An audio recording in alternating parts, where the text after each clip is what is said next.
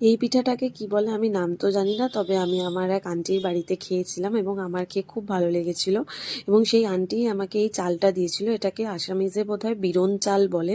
তোমরা যারা জানো আমাকে জানিও। চালটা কিন্তু একটু স্টিকি টাইপের হয়, হোয়াইট স্টিকি রাইসের মতন হয়।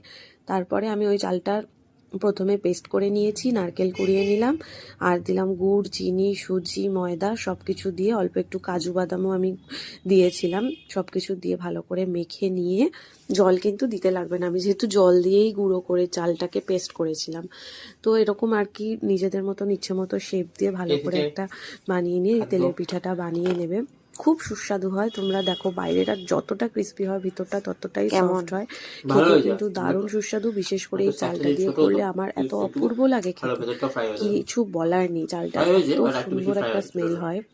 ওকে। তোমরা গোবিন্দভোগ চাল বা আতপ চাল ভিজিয়েও কিন্তু করতে পারো, তাতেও পিঠেটা কিন্তু